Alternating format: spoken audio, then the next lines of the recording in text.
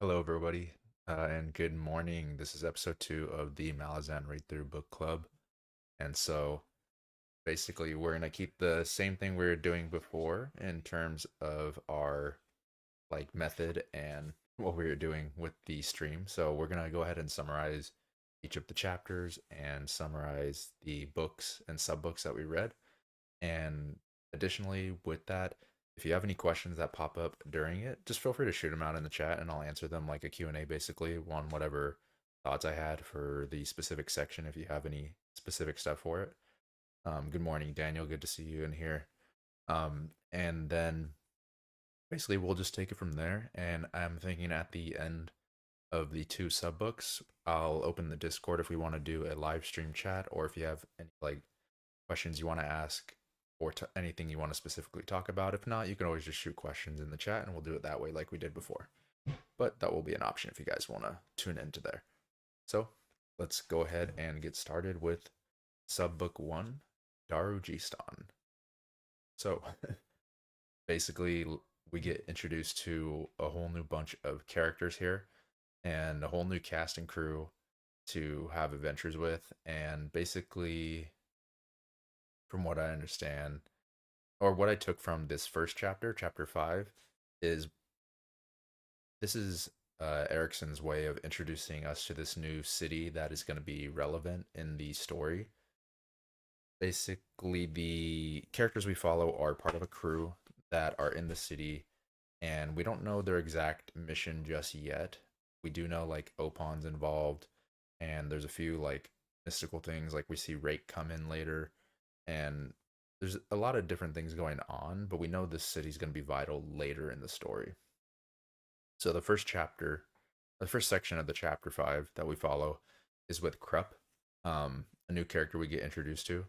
Krupp basically, he seems like a crazy old man, sort of, but he's not really crazy, but he kind of is. He's kind of like schizophrenic in the bad stereotypical way that people talk about schizophrenic people, where he has multiple personalities. So we follow him in his dream, and he's like going around traveling and everything and just like viewing different parts of the world. And at first I didn't know if it was a dream or not, but it obviously is a dream. Eventually he's like stumbling through I guess woods, and he finds like a body hanging from the tree. uh he In terms of that body, I know it was predicted in the first poem, if you actually read the poem to the introduction to the chapter, which we'll do right now. Says, and if this man sees you in his dreams while you rock in the season's brooding night, neath the tree's stout branch, and your shadow is hooded above the knotted rope, so will the winds of his passing twitch your stiffened limbs into some resemblance of running, or some semblance of running. So it was like predicted, sort of, that that would happen. But we basically see him go to an inn. He's talking to himself in like a form of like six like vagabonds or beggars, and it's supposed to be like his insatiable like hunger or something.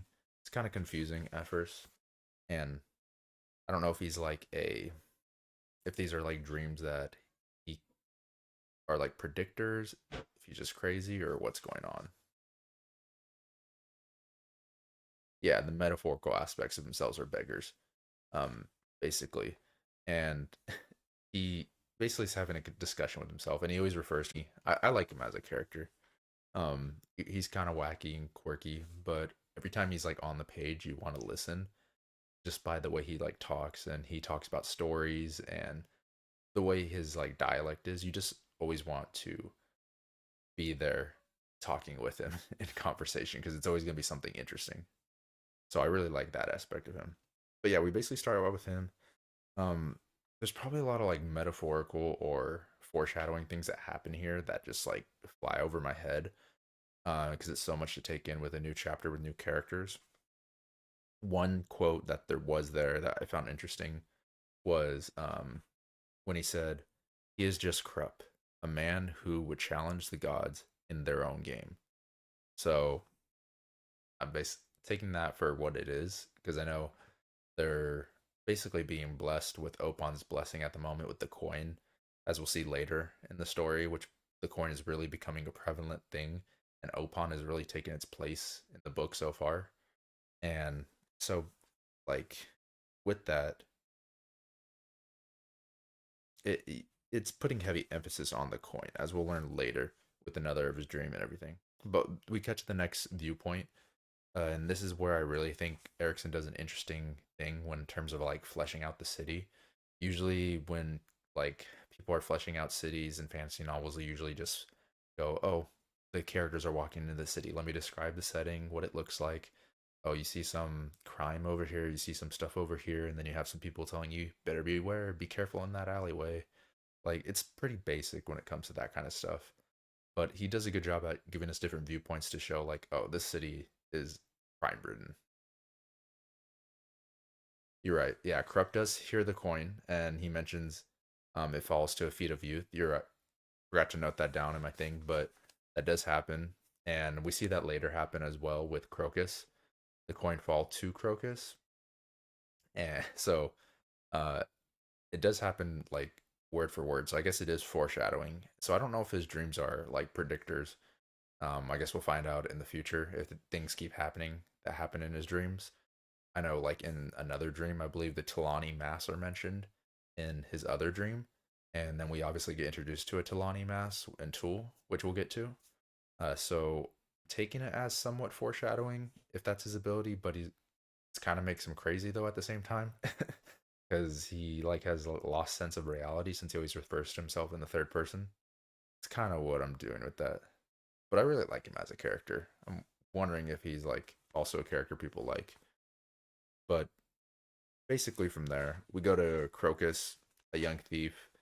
He's overlooking the Darl state, who apparently the Darl manor or estate has, and she's like the one to get in all of that.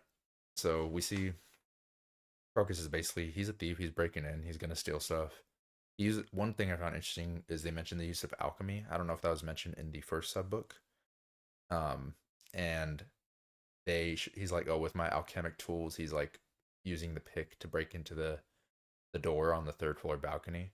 So cool that to bring an alchemy into this as well. But I don't know if that's just another form of like alchemy versus the magic or how they're gonna handle that because it kind of gets mixed later, and then it's also kind of separate depending what viewpoint we're at. So we'll see how that's handled. Some love Krupp, while some hate him and find him annoying. I'm on like the loving side so far with him.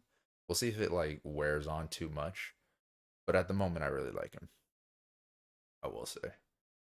But yeah, we get introduced to Crocus. This is a quick back and forth with a lot of like viewpoints. So after he breaks in, basically then we go to Tallow Krafar, who gets who gets done later on.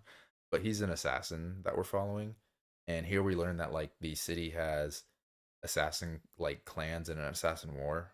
Good morning, Mr. Dad. Oh, it's only in the left channel. Oh no. My bad. I don't know how to fix that to be honest with you. So is it yeah, that's not gonna fix. Let me check something real quick. Thank you for telling me that.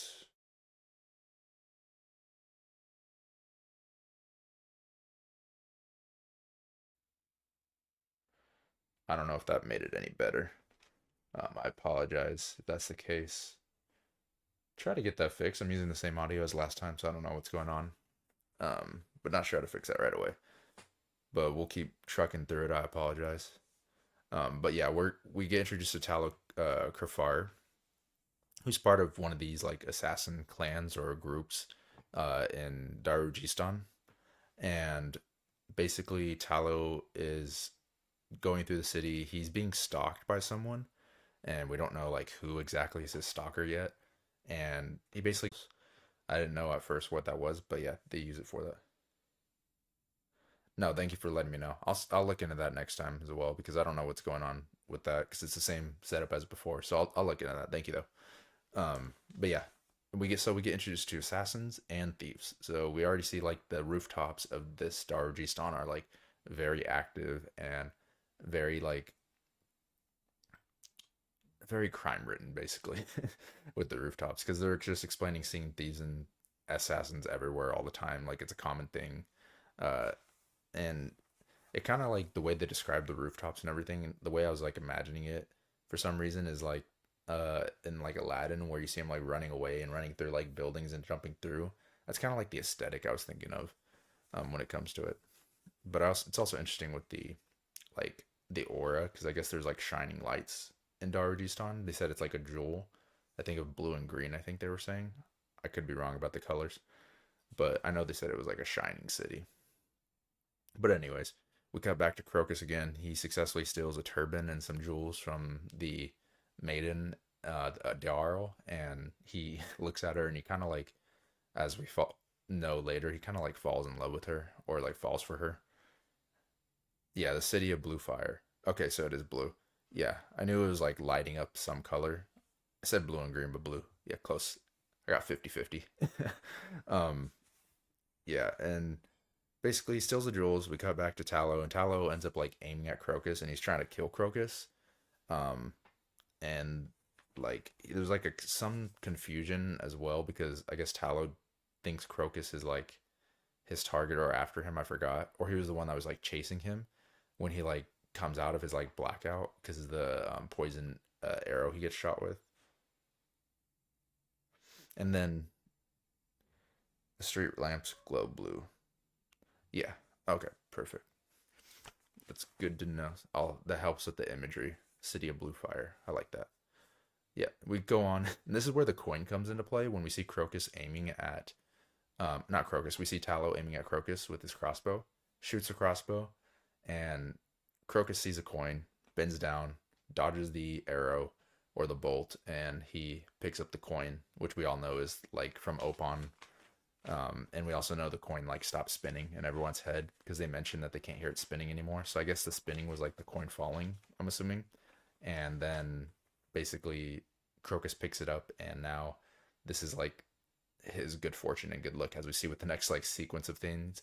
Like every step he makes is just like a second quick enough to dodge an arrow in like different ways and get away with different stuff. So he has the luck of Opon with him basically from this point on.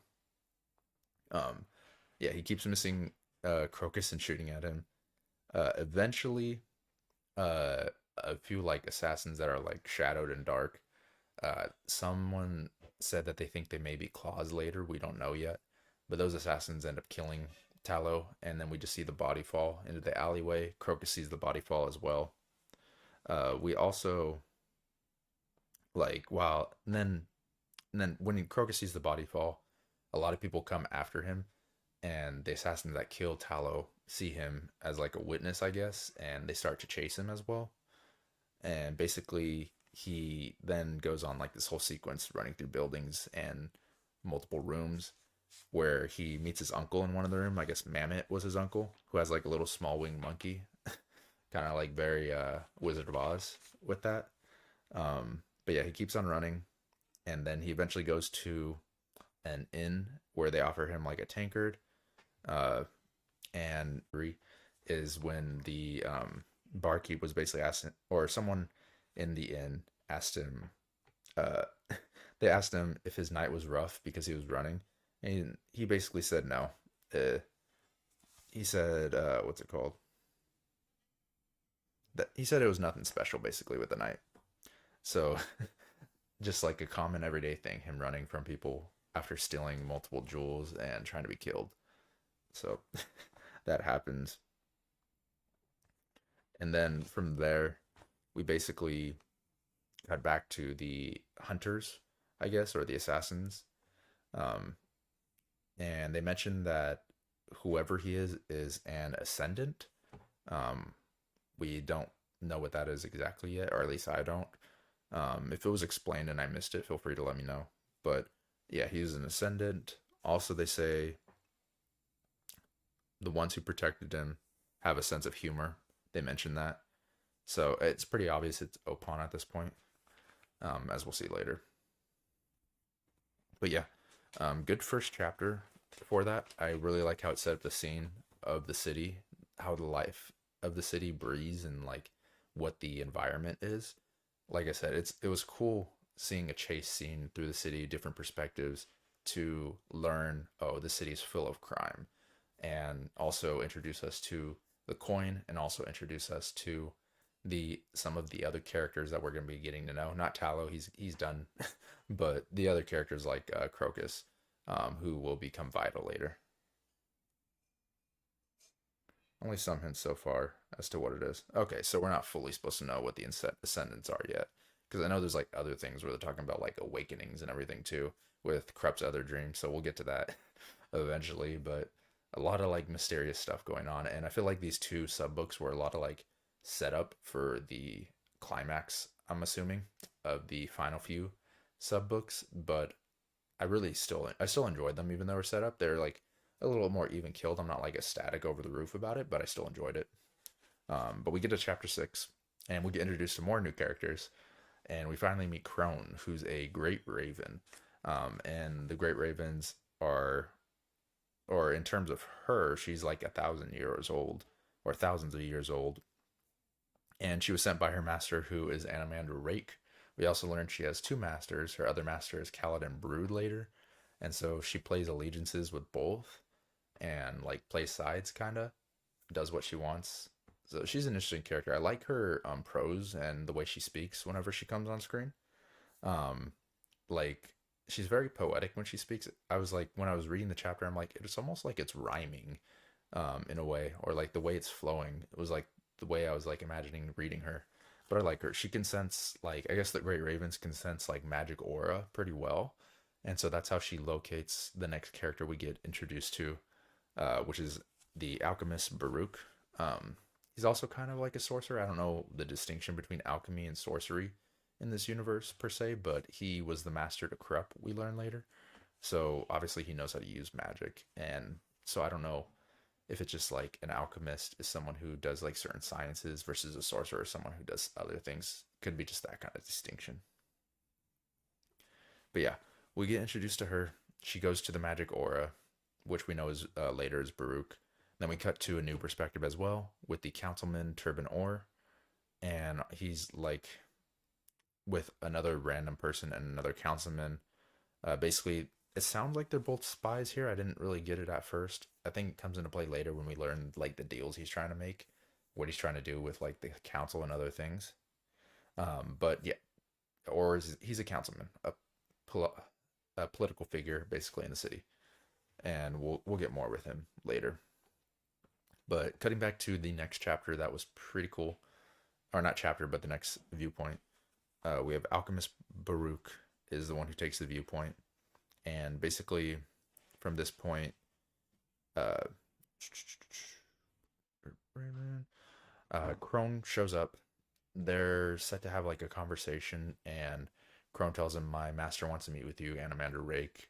When they're in the middle of like their discussion, we see Rold, his servant, is like, "Oh, someone wants to meet you," and then Orr comes in, and when Orr comes in, he basically is trying to get Baruch to take his side and to politically agree with him so that they can pass a certain initiative.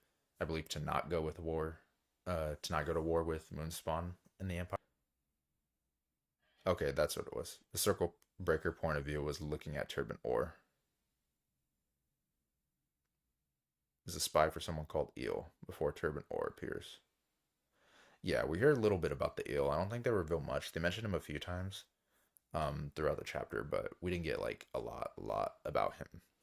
Um, but we go back to Crone, and basically she locates him, and they're talking. Or comes back in, is trying to convince him to basically side with him. Uh, and the two have like their discussion, and he basically tells him no, for that. And we find out later, or the vote like doesn't go through anyways because of something that I think it's Rallick. Yeah, Rallick did the assassin when he killed Councilman Lim. Uh, and we cut to that point of view as well, where Rallick, one of our crew members we get introduced to, is looking at Lady Simtal and Councilman Lim. And Simtal, I guess, is a lady who invites a lot of people into her bedroom to get certain things politically, I would assume. And so, um, her he originally was going to kill Simtal because I guess he wants to get revenge on her for some reason. I don't We don't fully understand the motive yet, but he's like kind of wants to make it interesting and do something more devious, and so he kills Lim instead with a poisoned arrow. And people think it's like a political move with the assassins trying to do certain things and say certain things, and they don't know what to see with it. But really, it's just he's kind of like petty and on it and just wants revenge against Simtal.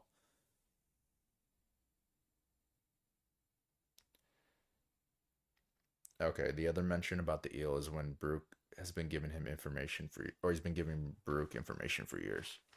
I believe, yeah, believe he mentioned that as well. Like you said, there's a lot to pick up with this. So many new characters and perspectives. It was a lot at first. So I didn't note down everything perfectly, or I didn't know what to note down and what to take in. Like I think like one of the assassins guild is called like Vulcan or something like that, compared to the other one, and then the claws are like the outside one, and like the shadowed figures. They're not sure why the shadow figures were sent in because they think they might be claw. They don't know exactly yet, but usually the Empress doesn't do that. She hires one of the clans or guilds to do the dirty work. So it'd be weird if she sent in the claws. So there's like a lot of stuff with that, and even the next sub book I think is called the Assassin. So I feel like we're gonna learn a lot about it in the next sub book.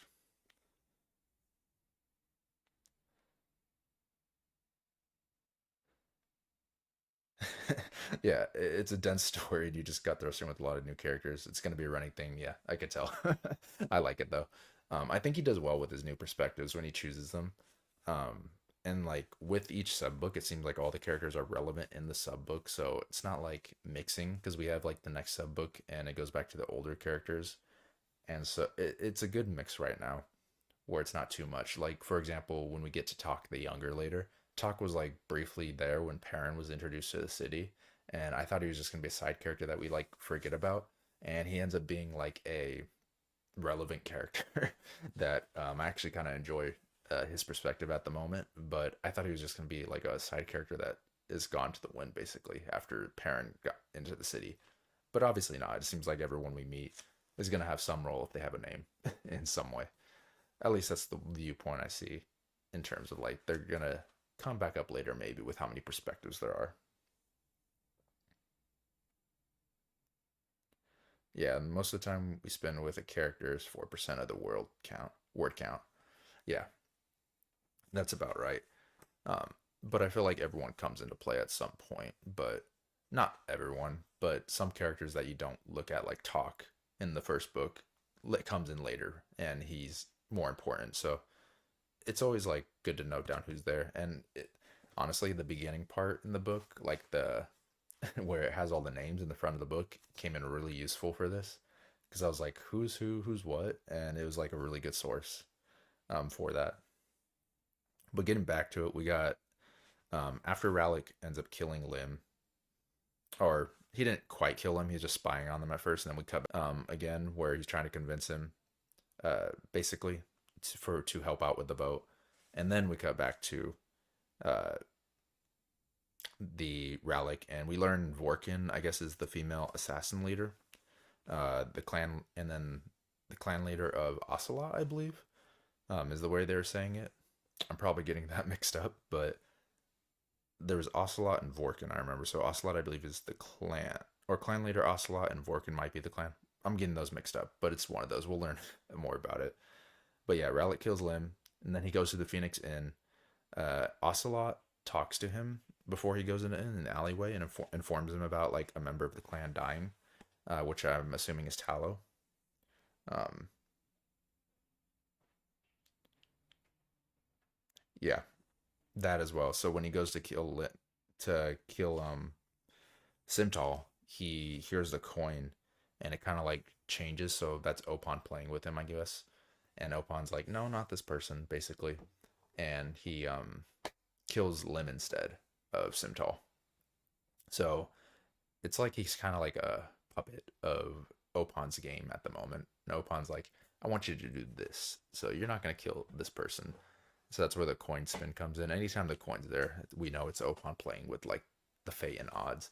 I feel like this is probably going to be Opon's overall book, Gardens of the Moon. I don't know if it's going to be the same in like future books. I doubt it because the way everything is and it's all in different areas and places and people.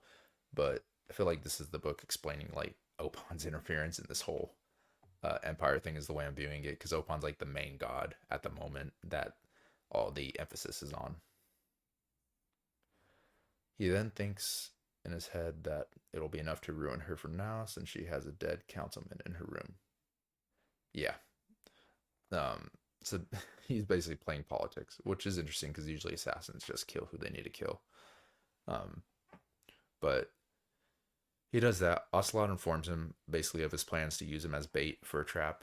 Basically, from there, he just goes back into the inn, and we'll go back and see the point of view with him introduced to everyone in the inn. We cut back to Crone, though, and this is one of the interesting point of views where we're going to get to see um, the Animander Rake and I think it was Baruch speak together. Yeah, let me check the name. Yeah, Baruch. We're gonna see them talk with each other, and they're on. So let me just pull it up real quick. There's a few like interesting prophecies as well. Crone, it like reads a prophecy. I guess she has the ability to do prophecies. From what I could tell. Because they're like, oh, you like showing off or whatever. But she said, I see 12 ships riding a deep harbor. 11 stand tall in flames. On the wind, a hailstorm of sparks fill the night sky. I see the spinning about the last vessel, still spinning. Um, and basically, from that point, we see Rake is going to come in the room. He already has like a very commanding aura, which Baruch notices right away. And he has also like changing eyes based off his kind of like his mood. So he has like a mood ring for his eyes. Kind of cool. um, yeah, and he basically is discussing with him like an alliance with Baruch, and he explains how much he like hates Tatron because the wizards, uh, who he hates Tatron and the wizards who survived the attack on Moonspawn for what they did, but he also hates Tatron for his like actions, I guess. Not just because he attacked Moonspawn, but like the way he handled it. Because he was basically ruthless and he just wanted to kill, I guess, as many people as possible. Um, and so he wants the two wizards' heads who are in Darujhistan from the Fall of the Pale. So I'm wondering if this is like happening at different times because I'm assuming he's talking about like Tattersell and Hairlock. Not quite sure exactly yet, but he wants the wizards that were at um, the Battle of the Pale or Fall of Pale to basically be killed, and he wants to kill them himself. He wants their heads or he wants them alive so he can kill them. He's a pretty serious dude. From we learned, he like you don't mess with him. Is the how we feel about him basically after this meeting. He's a badass dude, and he's gonna get business done. And we see that later as well with like the way just people talk about him in general. Um, with it, like even later, with the Crone is talking to, or not the Crone, but Kroll is talking to Kaladin Brood, and Kroll's like, you should probably kill him, and not like let anything go further because like so he's a pretty strong dude. Okay. Yeah, so he's talking about the wizards who work for Pale since they fled when the Claw infiltrated Pale. Got it. Okay. Good to know. Um, yeah. I wasn't sure exactly what he was talking about at first. And this is just going off my vague notes, so I'm trying to remember stuff. But yeah, we basically introduced to Rake. Rake stands up to it. He's still really badass. I hope we get more of him. I hope we actually can get a perspective from him eventually where we can like see his mindset and how he handles things. But for now, I still like him as a character, mostly for the intrigue, mystery, and like the toughness that he brings. And he also really cares for his people as well. That's one thing I noticed. Like he was more worried about like the people dying in a city and like destruction, and even like people down below. He doesn't care for like mindless bloodshed, despite him being like strong and ruthless.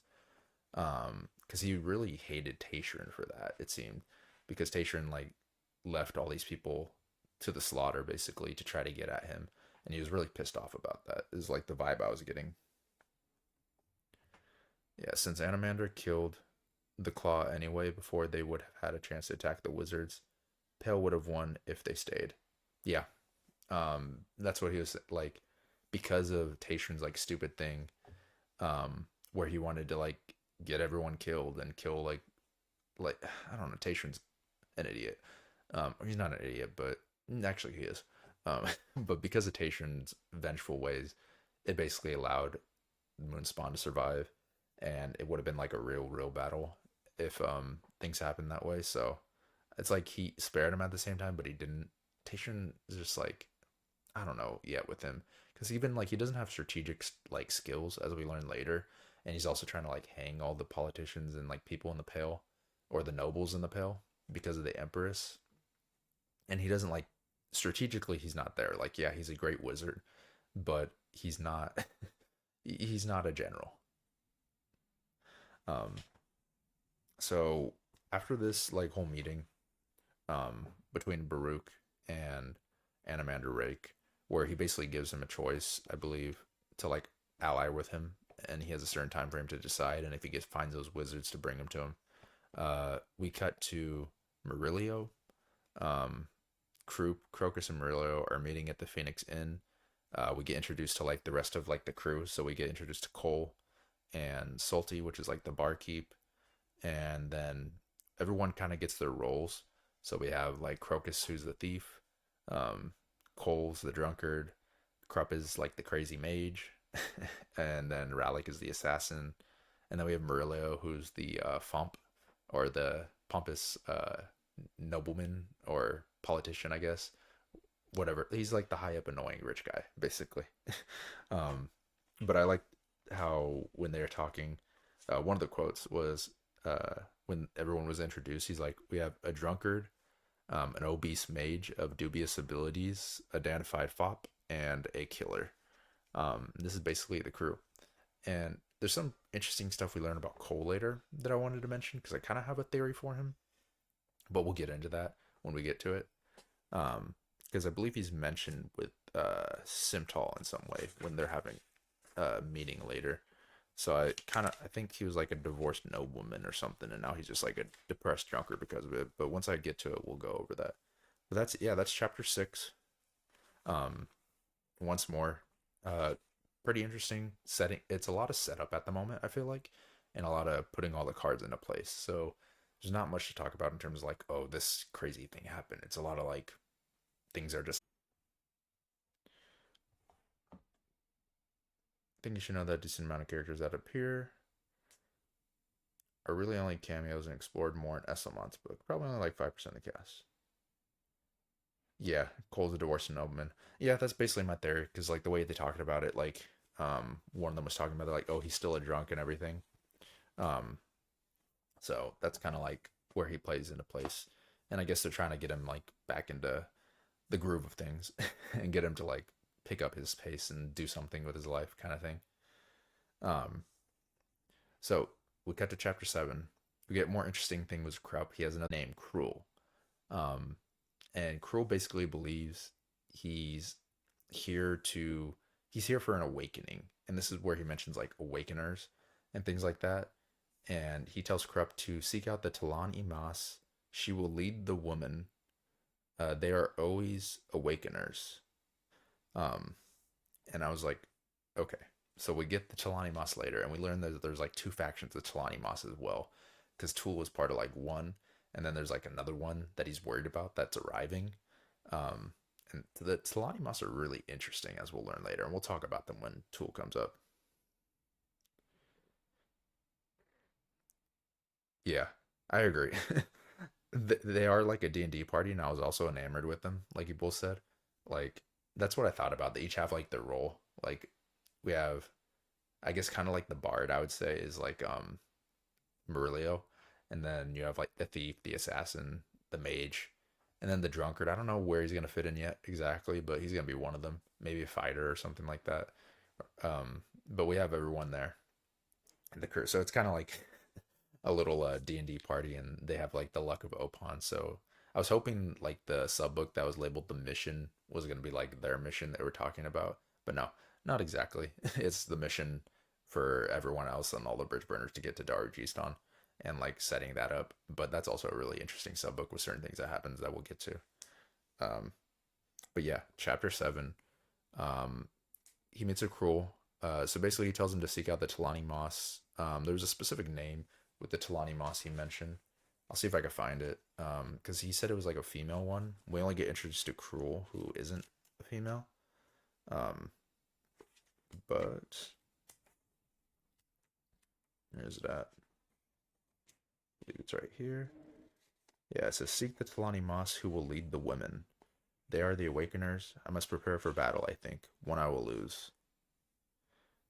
And then he said, you are being used. Perhaps. If so, then the child's gods have made a grave error after all. I will lose a battle, but I will not die. Play on mortal. Every god falls at a mortal's hands. Such is the only end to immortality. And then, I don't, it's very interesting. We'll find out more with Cruel. I don't know if he's just there to like mention the Talani Moss being awakened, and we learn with the Talani Moss later, like there's something going on where they're gonna like collide and possibly end like the Talani Moss, like or like a war between them. We don't know exactly yet. Um, Another interesting thing about the dream is more about the coin. So, like for example, he said the coin has entered a child's possession, and then later the child gods have made a grave error. And then further on, he even mentions like in the hand of the coin in the hand of a child. So I'm assuming it's Crocus. I mean, everyone's a child when you're an elder god or you're someone who's lived for thousands of years. You would view them as a child. So even though Crocus is an adult, people could still view him as a child in the lens of immortality. You might not have noticed, but the blood that Crow mentions that was spilled on his holy grounds, which called him to this world, was the blood spilled at Crow Belfry in the previous chapter. Oh, that's a good thing to point out. Interesting. I didn't notice at first. No, thank you for that. Because there's like a lot of interesting things going on with like Cruel. Um, but that makes sense. And then I think they mentioned the Belfry later again. But thank you. That's actually interesting. Makes me rethink some stuff. So that blood might have been like an awakening in a sense of the ways for Cruel, or bringing him back up for the awakening. A lot of interesting things. The Solani Mass is like an interesting way of doing like an immortal being, because they're like you would think they're undead with like the skeletons and like the way their bodies are talked about, but they're not undead. They're just immortal, and I guess their bodies are dilapidating and deteriorating due to it, like in terms of like how they look.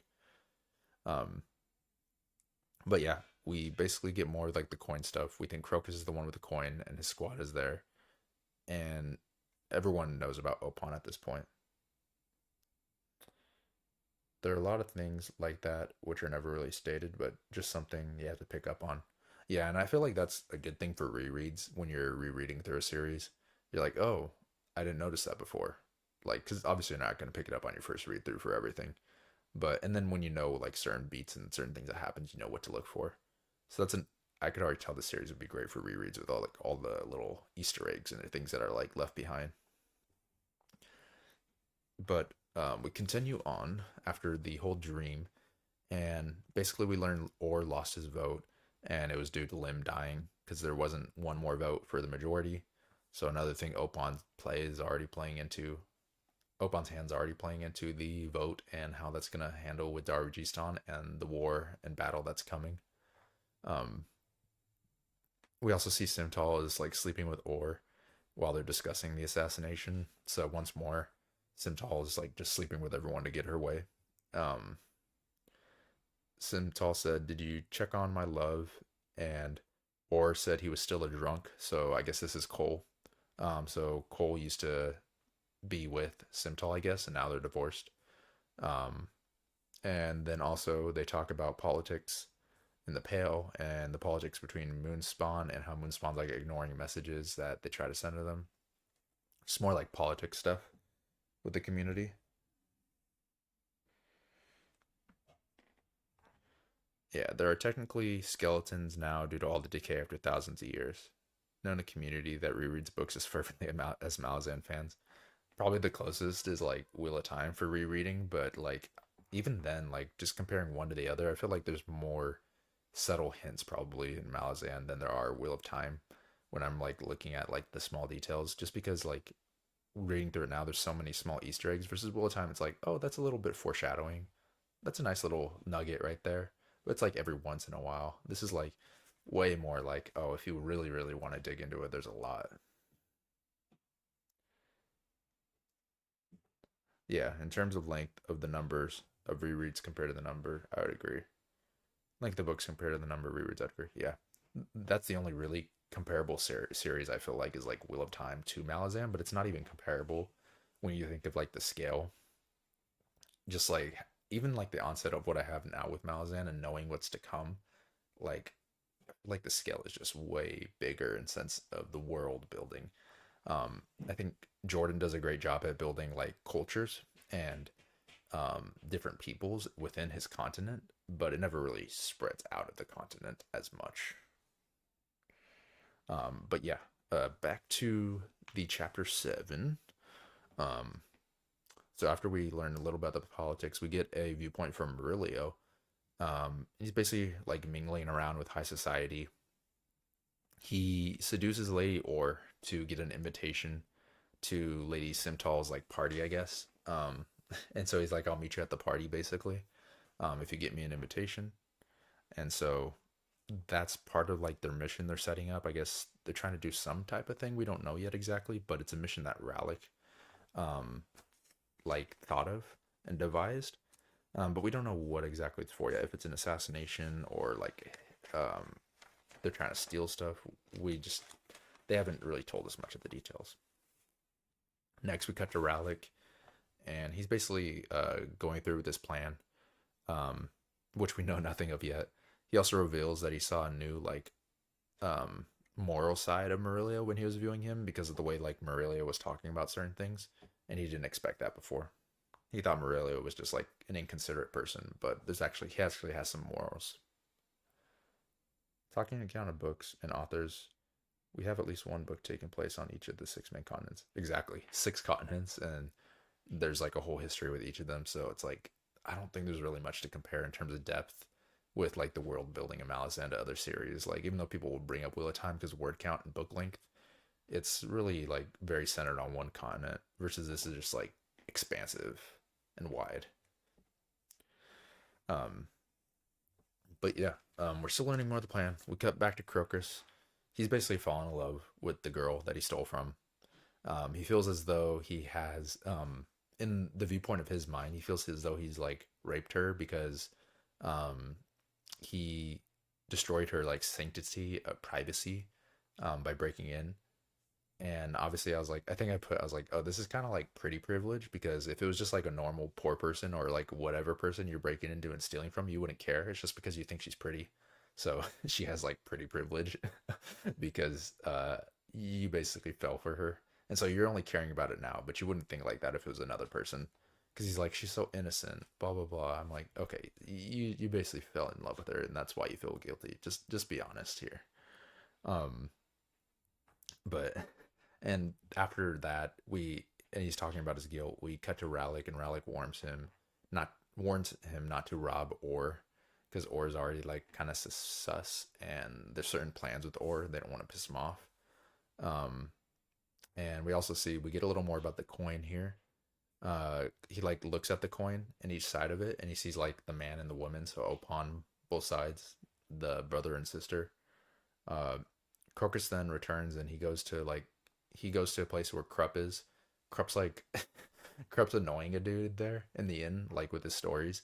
And the dude's like when Crocus shows up, he's like, oh sorry, I didn't want to interrupt your conversation. The dude's like, no, take over basically. I'm done. Get me out of here. I'm tired of this old man. And he like forces Crocus in, so that was pretty funny. Um with that. And then let's see. It's definitely just because Crocus has a crush and he saw breath. Yeah, basically, Crocus is like he saw boobies and he's like, "Oh, okay, I'm in love with you now." That's basically it. Um, but because he wouldn't feel bad for robbing other people for the same reason. Because I mean, it's the same thing. If someone robs you, you'd feel like exposed and like your privacy was invaded. But he doesn't feel that for other people when he's a thief. So he just has a crush. Crocus is a combination of the average fantasy hero combined with the stereotypical teenager. Yeah, basically, honestly, um, is like the two mindset. Like now he's trying to be all noble, and I don't know what his plan is yet. I mean, he has Opon's luck with him, so maybe something will happen. But he basically goes to Krupp and he's like, "Give me back the stuff I stole, so I could like keep it in case I ever need to return it for some reason." Or he wants to return it. We don't know exactly yet, but he's like, "Give me back the stuff, don't sell it." And so Krupp is like, "Okay, okay, I'll give you back the stuff." And then he shows him the coin, and Krupp gets like a little suspicious, and the both of them like head out to their next like rendezvous point. Um, and then we cut to the perspective of Murillo again. He goes to like a jeweler who we learn is actually like an associate. Um, and basically he has like a fake panel that they go through so he can meet with Rallick and discuss things. And he's like, "Hurry up, bro! I got fake jewels. They're gonna notice like my fake gold on the counter. I need to get out of here." And so kind of cool that they have like different associates. I thought it was just like a normal jeweler at first. But he meets with Rallick, and the two of them discuss. Basically, they discuss Crocus falling for the maiden and falling in love with her because like Krupp is like he's taking the stuff back from Krupp, so we're getting that more. And then after discussing that and like a little bit of the plan, they head out. They also mentioned something as well with like a haunted tower. And he's like, "Oh, I thought the assassins were just lying about the haunted tower to get people to stay away from it. But it may actually be haunted. I don't know if the tower is the belfry or if it's something else. I forgot the name of it. But when he looks at the tower, he's like, there's something like more terrifying about stillness and nothingness than if an actual ghost were to appear, which I liked that. That was cool. Um, but yeah, they go from there, and we got back to Baruch, who is going over a map, and we kind of get like an omen here. So he has like red ink on the map, and he spills it, and it like covers like a majority of the city. And so I think it was pretty obvious omen with the red ink, and I think he even mentions later he's like, "Oh, that could be a bad omen," and I was like, "Dang, he stole it from me." I was gonna like point it out, but he mentions it. Um, and then we see Krupp enters and talks to him. This is where we learn that Krupp was Baruch's apprentice, or still is. It looks like with the magic people in this world, there's a very strong master apprentice vibe. Because we learn later, like Quick Ben is the master of Hairlock now that he like helped him do the soul shift, I guess. And then like everyone has like a master and apprentice. Like Sari is like an apprentice to like um, Kotilin and Amanis, I guess, because they like renamed her, gave her a name, and like names are very important to a lot of different things. Like even the bridge burners, they're like, um, we when they give out a name, then you're officially a bridge burner. So that's why they keep referring to Sari as a recruit because they don't want her to officially be a bridge burner yet. So names are very prevalent, and like the master apprentice relationship seems very important with that. Yeah. Murillo also says he has two invitations to something, and that Krupp doesn't know. Krupp is more Baruch an agent, more Baruch's agent. Okay, because I do know he refers to him as master a lot, but he's more of an agent. So is he the eel then? No, I don't think he's the eel. Maybe I don't know if he's just like an agent working for him for information. I don't know. Krupp has something more to him. I feel like, or he may just be a dreamwalker or dream teller, whatever it is. But he basically tells him about the coin and Opon and all his suspicions, and he tells him that Crocus has the coin. And Brooks, excuse me, and then Brooks like, "Yeah, I've heard that name before." And he gives Krupp a mission. So he says, basically, the squad's new mission is to protect the coin holder, Crocus, and find out if the boy or the girl controls it. So I guess Opon isn't always in play with itself, like both people. The boy, because I know mentioned later, like the boy pushes and the girl pulls, or it might be the other way around. So I guess maybe depending on which one it is, could be different things. Because he also says, if it's the man, we will need the Assassin's Guild. So I'm assuming it's going to be the man, considering the next sub book is called the Assassins. Now that I'm looking at that, but basically the job is to protect Crocus now that he has the coin and find out who's controlling the coin. And that's basically it for the chapter. Um, for that, let's see. And we just like, even going off what we mentioned there, it's an issue with gods because I guess the issue is when gods get involved, they have a disregard for life. So, like for example, Opon, he just wants to get his way and do things like for himself, and so he's not going to care about all the civilians, which is why they need to find out who is in control of the coin if it's the boy or girl.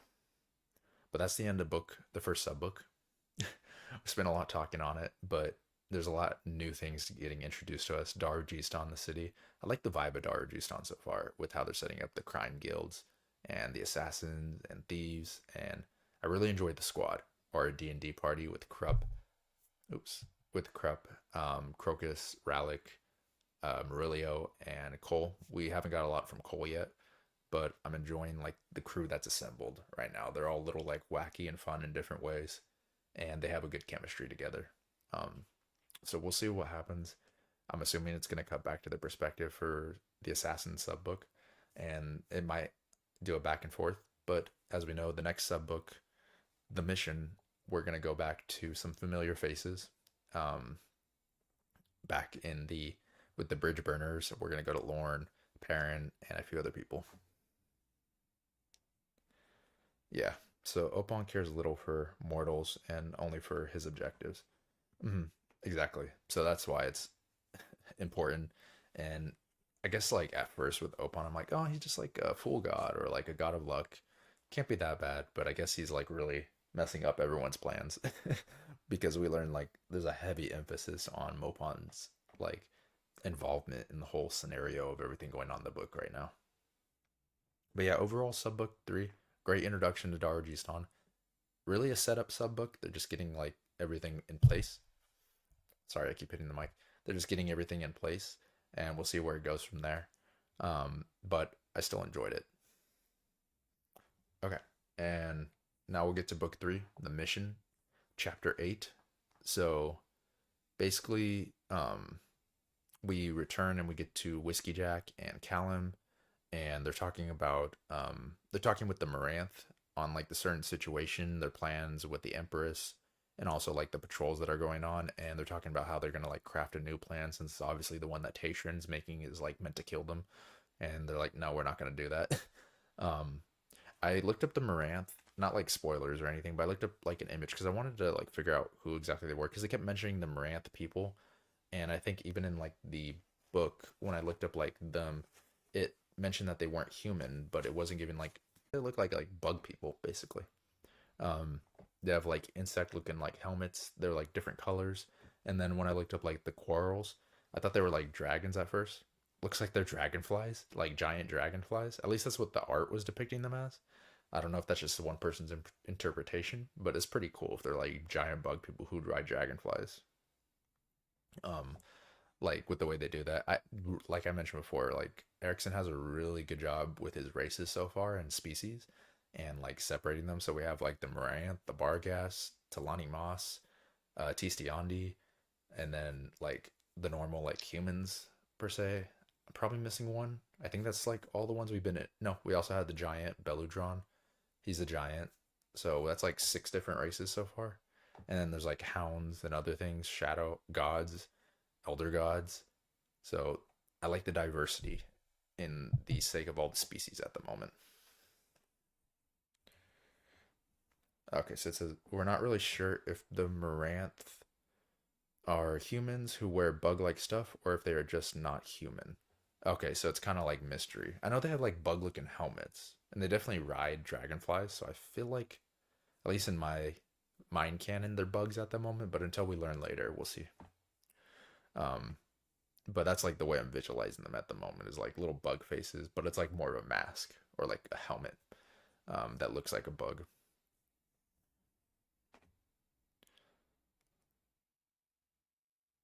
Greetings from Uruguay. Oh, cool. Nice to meet you, Spotlight Podcasts. Thank you, Uruguay. That's pretty cool that we're getting a listener from there. Um, it's pretty sick. But yeah, chapter eight. Um, getting back to it. So basically, he's discussing the plans of the Moranth, talking about their new plan. We cut to the next perspective, which is Quickben. We get to see Quickben in action now, doing like his sorcery, and he is trying to contact Hairlock who he's not getting a response from at first. Because I guess Hairlock is like chaos. He just like doing his own thing as a little puppet dude. um, and then so we also learned that Hairlock is also bound to Quick Ben. I'm assuming because of the soul shift. Um, and so Hairlock informs Quick Ben about like what's happening with Tattercell and Perrin, fills him in on that, on like the current happenstance of that. And then we also see that Hairlock is very combative and doesn't really give a crap about the coin, which is surprising. He's really like just out for his own motives, and he doesn't care like who's in the way. He's just gonna do what he needs to do and get things done, which partly is what makes him dangerous, as we know with Tattercell, who's like you can't trust this dude. He's really like the true wild card because I feel like he'll turn against anyone in the crew without thinking like twice about it, and he'll just be like, "You're done. That's it. Like I need to kill you. You're in my way." Like I don't think he has a problem with it. Like he was gonna soul shift into a hound, a shadow hound. So I think he's willing to do anything to get his things done.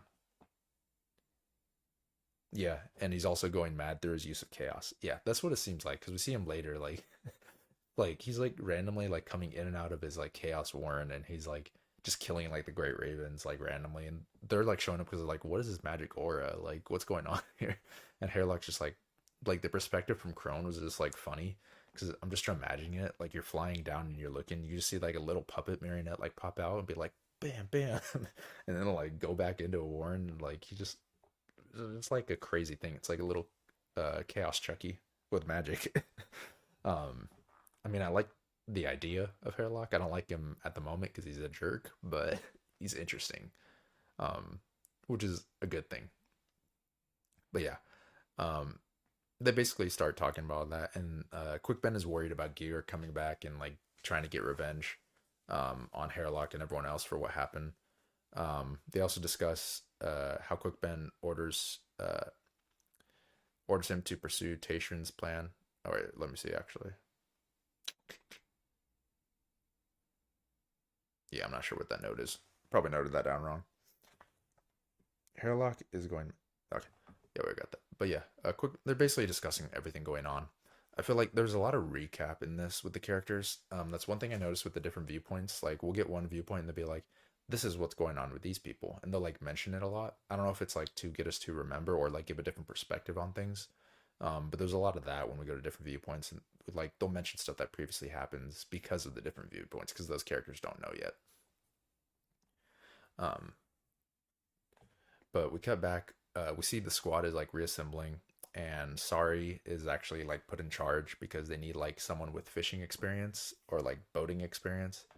And she's like, I know how to fish and I know a boat, and they're just like, what? That's random.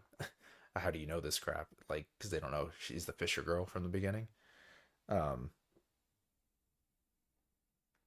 yeah, it shows you how the characters view different bits of information. Yeah, it's basically different perspectives, but they bring it up. It's good in the sense that it like reminds you of events going on though. And so you get to like pick up on the important details.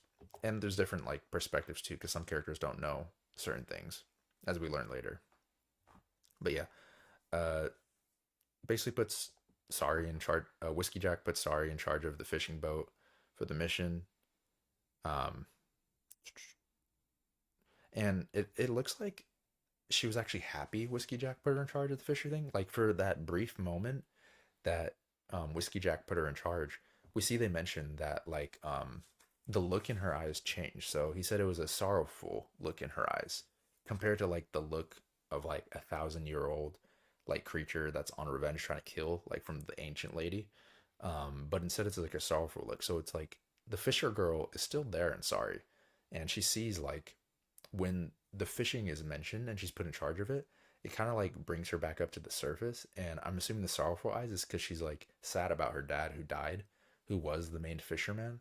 That's kind of the way I was viewing it. So I'm like, maybe there's more to Sorry, and there is like a way she can reclaim herself um, from being possessed, basically, out of her control. They never mention her having a different look in her eyes outside of like, oh, it looks like she's like aged 1,000 years, like she knows shit. But now it's like sorrowful because she's like mourning her dad. Tayshrin appeared after the Hound attack and is aware Hairlock presence, but not that it's Hairlock. That's what it was they're talking about. Okay. I forgot what they mentioned with Tayshrin in that conversation. So thank you for that. Yeah, and that's basically it that goes on with chapter 8. Short chapter. Um, chapter 9 is a really long chapter, so we don't need to worry about chapter 8 and 10 being like shorter um, with that. Because chapter 9, a lot happens with chapter 9.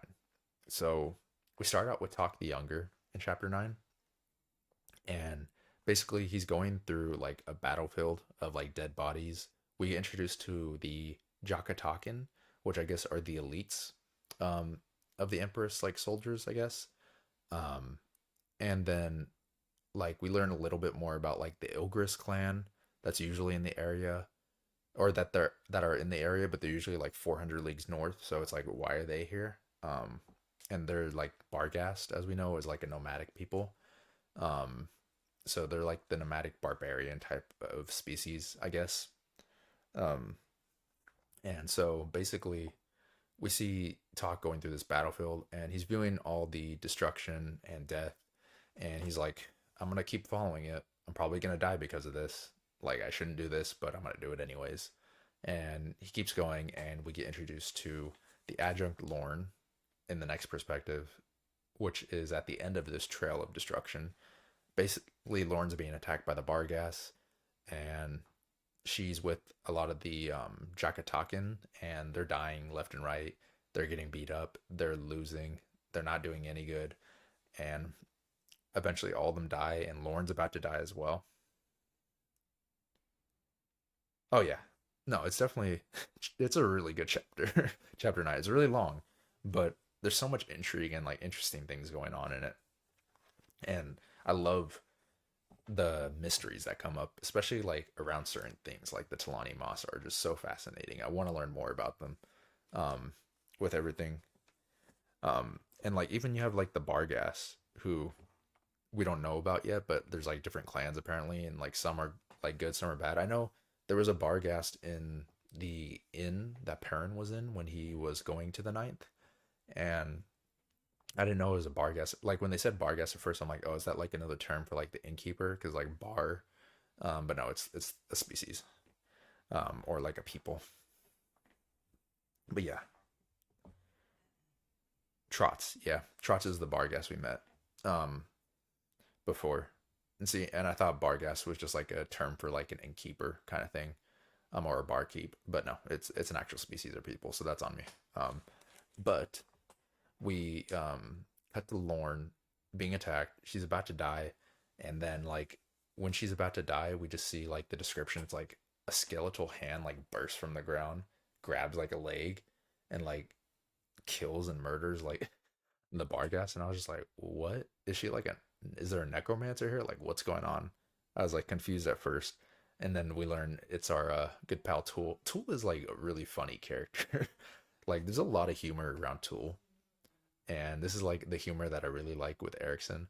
Wolf, like takes everything very literal, and like pretty funny. I like him so far.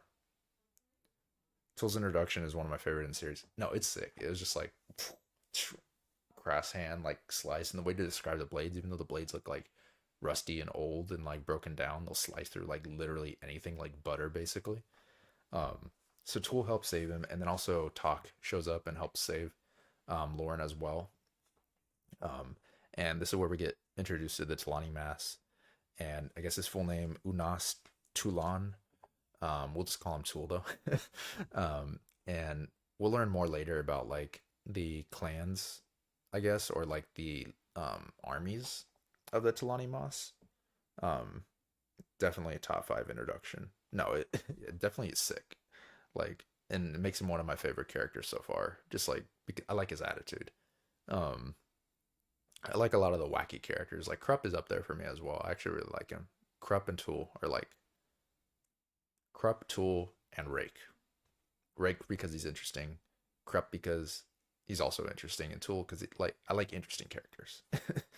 um, but uh, we basically the other interesting thing about the Talani Masa, like Talk is healing Lauren, and talking about certain things, and he's like fixing her up, giving her like a splint and like a thing for her like arm and shoulder that got dislocated, and they're gonna like head back to the Pale. And I guess Tool like doesn't they travel like underground, I guess, or it's probably some type of like magic, obviously, but they like travel underground and they kind of like teleport. So like when they're talking, she like looks back at Tool and he's not where he was, and then he's just like staring over them. He's like, "Hey, hey."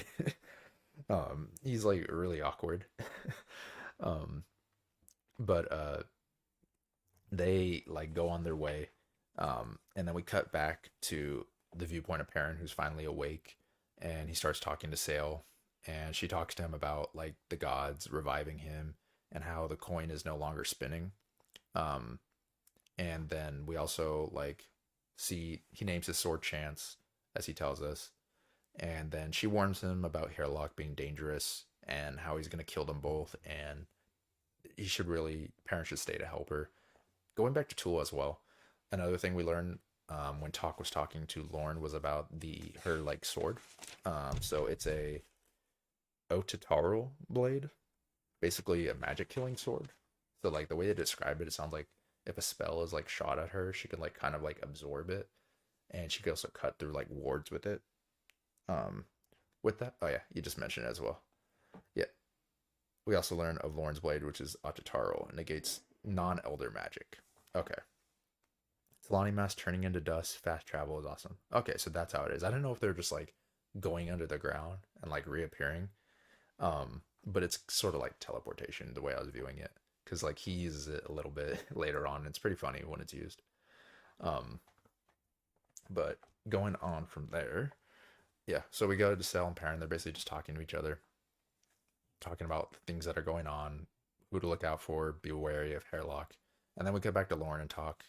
Um, and they're reaching the Pell together. Uh, One funny thing, I don't know if it was in this part or not, but I think, um, oh no, it was in a later point. Um, but I remember I'll mention it I'll mention it both times. But like she's talking to Talk or Tool, since we'll mention it since we're there anyways, and we're talking about Tool. She's like Tool like appeared up next to her and like shocked her, and she's like, "Bro," she's like, "Can you like come from a distance when you're like gonna talk to me, like and not just appear in my face?" And then he like took it literally. He like teleported like 100 yards in front of her and just waited for her to like approach him. I was like, bro, he just takes everything so literal. It was funny though. But going back to it, like Lorna talk, they reach the Pale, they get in the Pale, and then she meets with Dujek, and basically they send Talk on his way since he's basically hated in the Pale, I guess, for some reason outside of his own second army. But it's because he's also a Claw. And then Dujek talks about like how tensions are rising in the Pale. Tayshrin's trying to murder the nobles. He's also like tried to kill him apparently like 4 assassination attempts in the last week. And Tayshrin is just like messing everything up. And even the Empress is seeing him as a major problem now, Lauren said, because he's like just a major fuck up. Um, and then we also get some background for Lauren as well. It's like in a little line here, and it gets confirmed later when Tattersall's name is mentioned.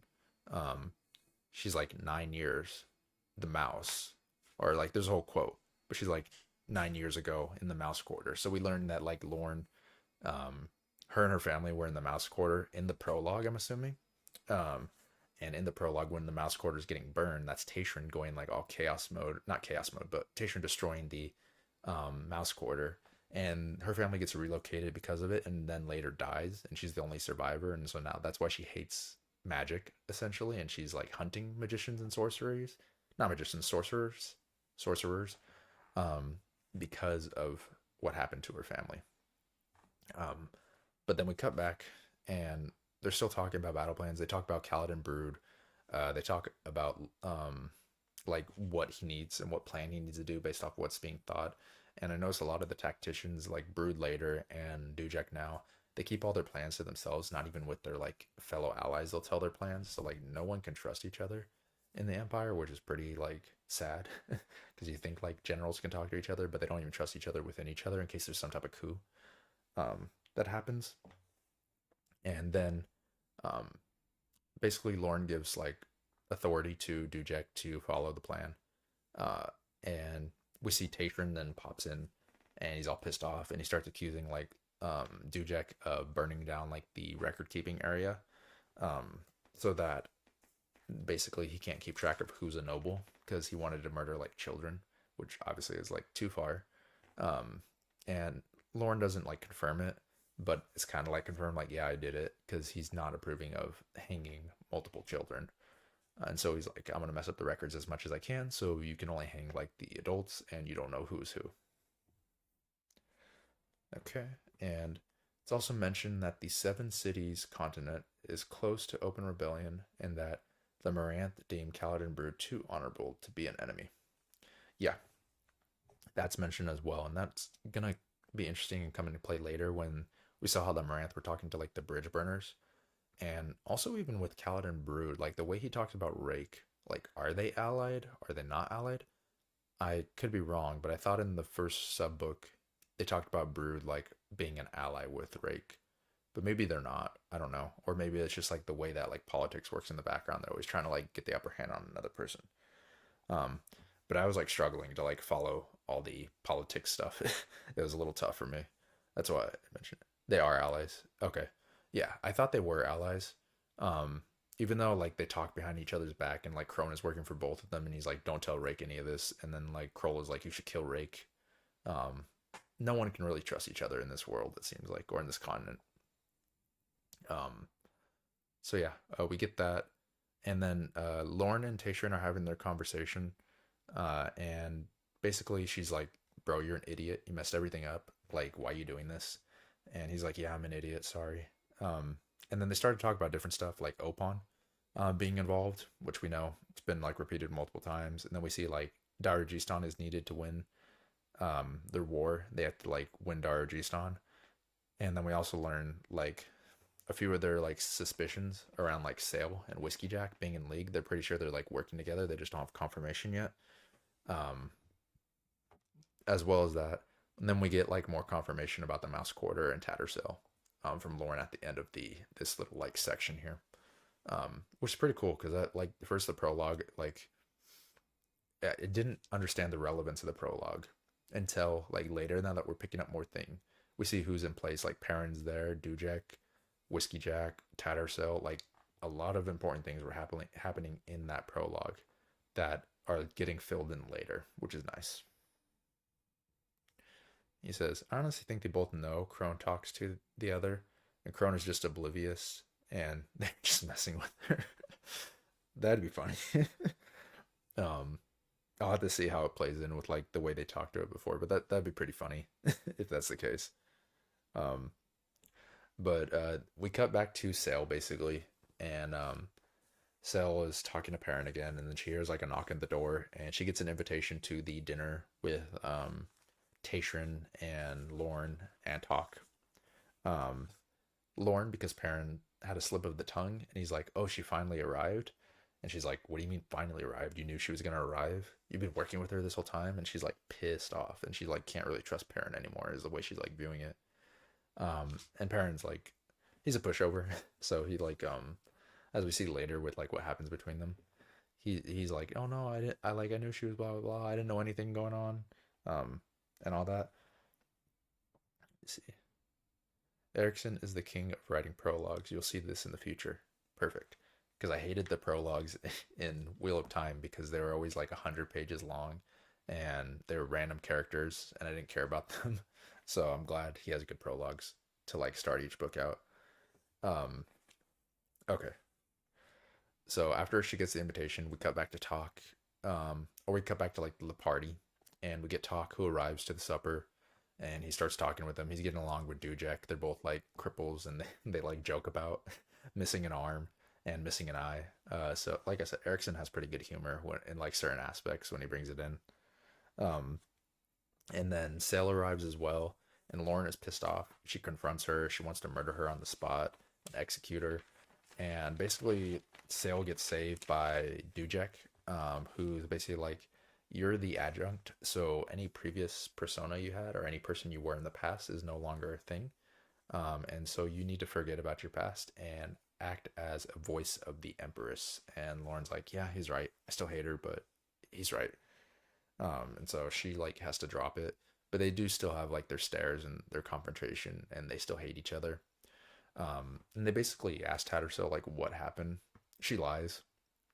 She's like, I fought off the Hound by myself, basically, and she just like lies about the whole thing. And then the interesting part was Lauren asked Talk if she's lying. So I don't know if claws are like trained to be able to tell if someone's telling the truth. I assume that's what it is. And like, and then Talk lies and says that Tattersall is telling the truth. And we learn that he lies because she's part of the second and he's part of the second. And his allegiance to the second is like stronger than the claw in most aspects of things. And so he did that as like a favor for her, basically, um, because of like what they were in the past. And it sounds like he kind of has like a crush on her as well. He's like, oh, he's like, I saw the way you dressed up, like, and he was into her for that. So, um, I like that Talk did that though. It shows that he's not just like he's a man of his own motives, is what I'll say. And so he makes decisions based off his own volition and how he wants to make them in the moment. But yeah, we go through all that, and then she mentions like Opon getting involved. So she's telling like half truths and half lies, so that it's still like somewhat truthful. Um, and basically, uh, she asks for talks. What's it called? She asks for everyone's opinion. They talk about the scenario and blah blah blah. Like same thing we had before. It was all just like talking about Opon, what's going on, and it's all like half lies and built off things like that because obviously Sal's lying to them. Um, we cut to the next part, and we see that. Let me see here. What perspective? Page 291. There was something interesting here. I have a quote. Oh yeah, we cut to Sale talking to Talk, I believe it is. Let me pull it up real quick. Just need to remind myself. Yeah. Yeah, that's what it was. So we cut to Sale talking to Talk about like the second and why he lied for her. And then one good quote I really liked was, should you ever outrun the guilt within your past, sorceress, you will have outrun your soul. When it finds you again, it will kill you. I really like that quote. It's just like very insightful and just good advice in general, I would say. Yeah, Talk feels in debt to her since the mage unit has saved the lives of the Second Army countless times. Yep. Yeah, so he plays his allegiances. We'll see later with like Perrin, for example. When he's talking to Perrin, he's like, "Are you talking to me as a claw, or are you talking to me as a second?" And then at certain points, when he like starts trying to ask about the Empress, he's like, "Now you're talking to the claw." Like, so he plays like his parts, but he has strong allegiance to anyone in the second. Um, and so like he was talking to her about guilt. We cut to like Tattersall eventually going to Perrin. She fills Perrin in on everything. And Perrin, she gets pissed off at Perrin, and she's like ready to like kill him basically. And so he spills his guts and he tells her everything he knows and like everything about Lauren, his mission, and how he was really sent to spy on Sari. And he tells her about like the massacre that happened in chapter one, and basically why he's here. And she already knows a lot of stuff, and he's like surprised. He's like, "Oh, you know about Sari, you know about the shadow, blah blah blah." And they're like putting the stories together and combining. And then later, after they like make up, she's like, "Oh, you're kind of cute." He's like, "Yeah, do you still have energy?" And then they go like into a bedroom and they get busy, I guess. And so I don't know if they're like a couple now or if it's just like a fling. Um, with that, I think Perrin probably looks at it as more of like a couple from the perspectives later in the chapter more than Tattersall. um, but uh, that Lauren, she's traveling with Tool. And this is the part I mentioned where like Tool's really funny. He just like when he teleports and like waits for her when she's like, "Bro, don't sneak up on me." Then we get some history of the Talani Moss. How there's two legions, basically the Kron and the Logros. Tool is part of the Logros, and he says the Kron is coming, and he says adjunct the diaspora ends like in after 300 millennia. So I'm assuming this is something like crazy because he's always talking about like futility and everything being futile. And even with that like part there, or at the end of that perspective, yeah, it was the end of the chapter. He was talking about like the year of the 300th millennium approaches. What happens then? Adjunct the diaspora ends. So I don't know what diaspora means. I had to like look it up, but I'll actually look it up so that we can talk about it real quick.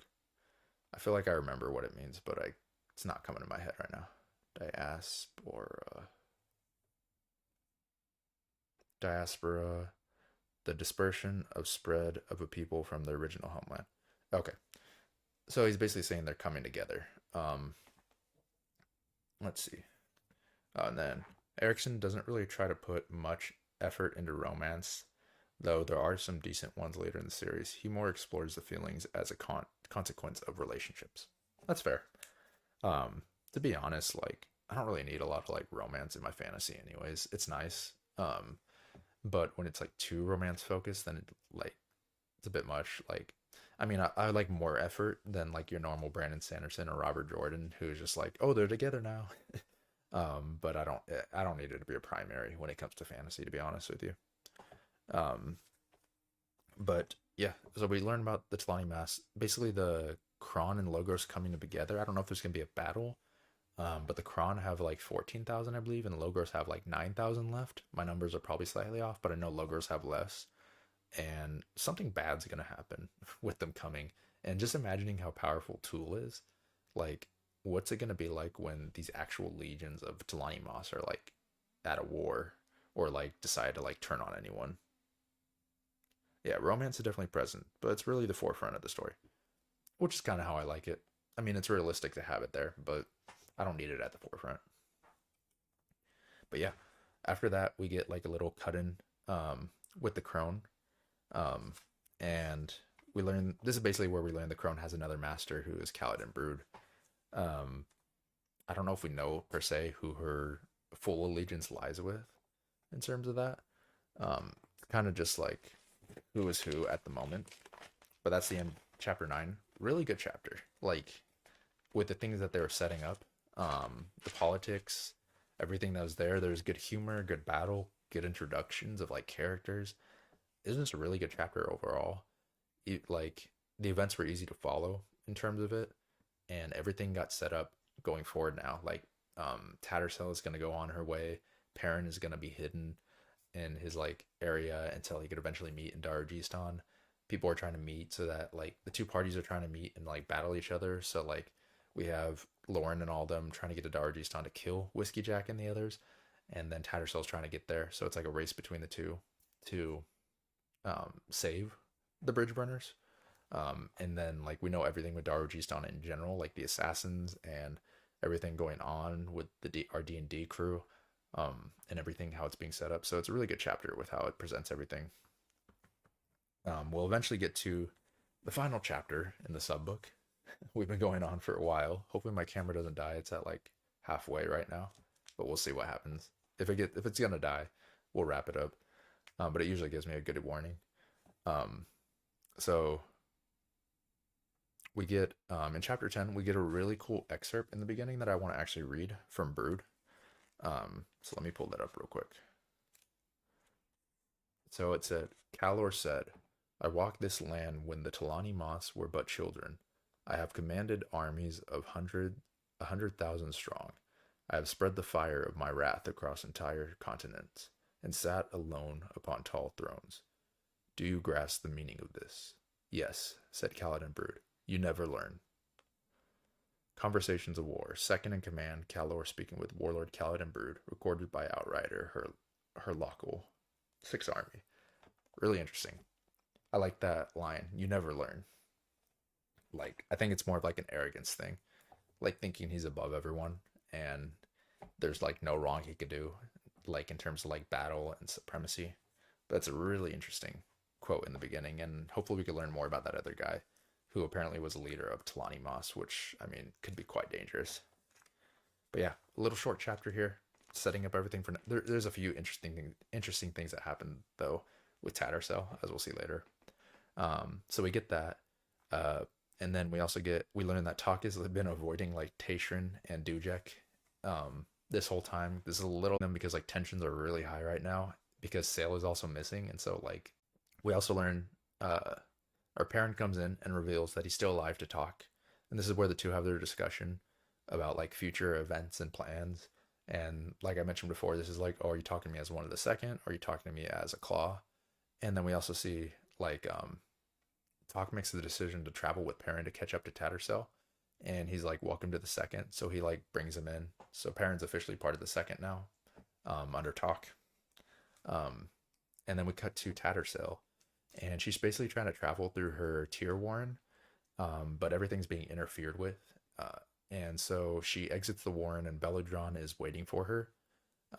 And basically, Belladron tells her he has orders to either bring her in or kill her if she won't come in.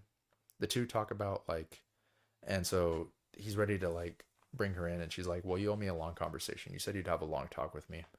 And he's like, "That's fair. We'll have our talk then." Um, they sit down. They talk about some scrolls. I feel like this is interesting. Probably went over my head, but she like talks about a bunch of scrolls, and then she all of a sudden realizes Lorne's true mission, which is to release a Joghoot tyrant from a burial place near Darujhistan. Now that I'm thinking about it, is the Joghoot tyrant Calor? Um, the sec from the excerpt in the beginning? Hmm. Okay. So Talk convinces Perrin the Lord wants the bridge burners dead. Yeah, that Lorne wants the bridge burners dead. Yeah, because Perrin's like in denial because like of his allegiance with Lorne before. Um, he he doesn't really have a backbone, honestly. He like goes with whoever like at the time is gonna help him or like be there for him. So like Lauren in the beginning, Sail at one point, and like now Talk. But yeah, uh, is Calor the one they're trying to revive when she says that? Because she says he was trying to in the scrolls. Their actual plan is to revive a Jakku tyrant. And I think the Jaggu has something to do with the Talani Moss, and Calor said he led the Talani Moss because there was a Jaggu war that Tool was mentioning later. It's all like coming in my head right now, and combining, and it's probably off, but not. It's just a theory at the moment, but that's like what's happening in my head. So it seems like I'm like back and forth. It's just because I'm trying to like put the pieces in place now that I'm reviewing it again. Gardens of the Moon has a few inconsistencies with the rest of the series since it was written a long time before the others.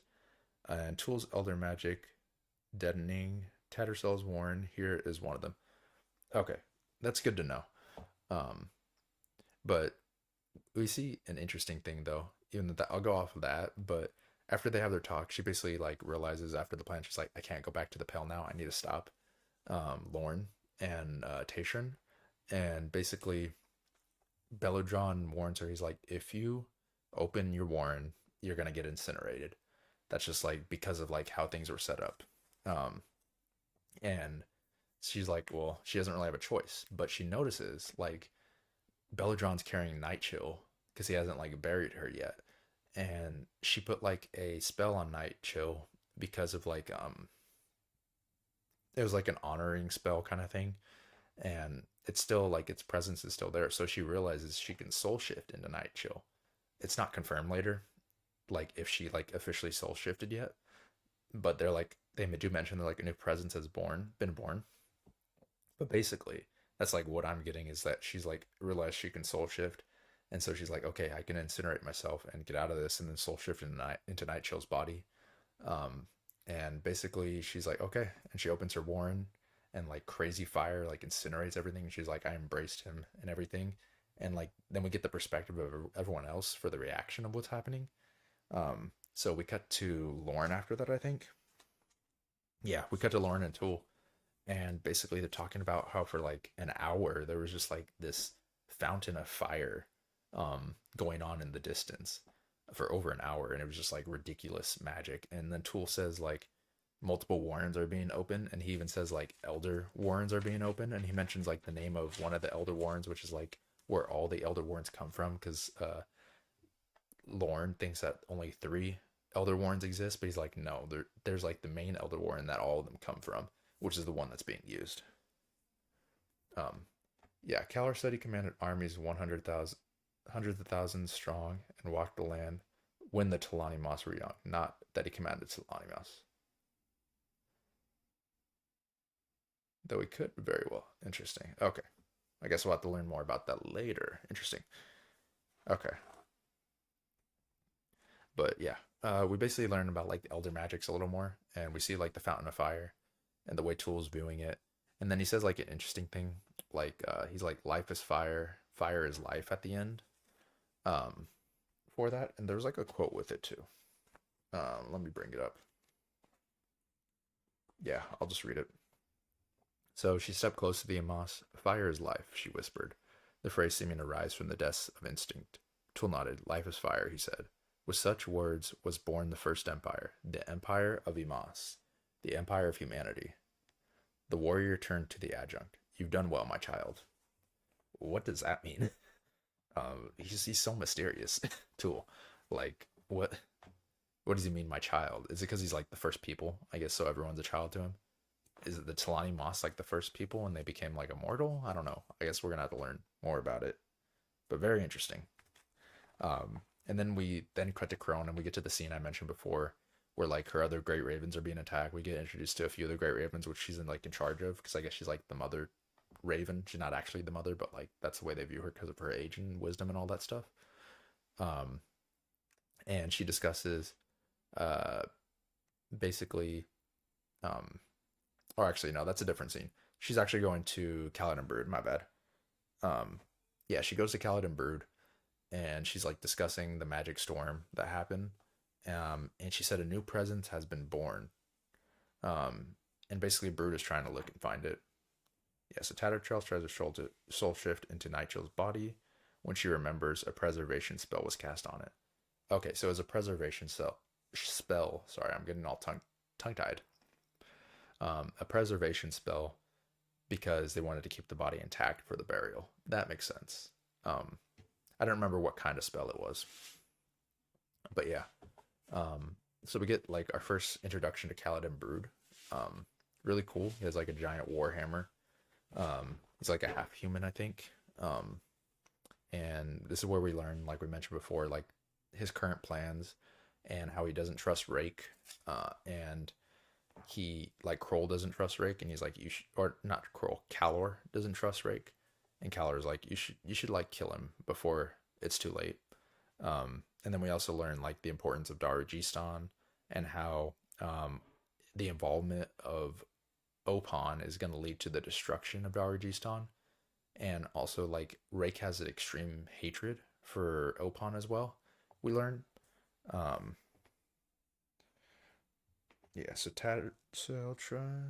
Oh, okay. Yeah, so we learn about like the hatred and everything, and we basically get the politics set up of all of this and learn what Brood's about. And he's going to meet with like Prince Kaz now to talk about certain things.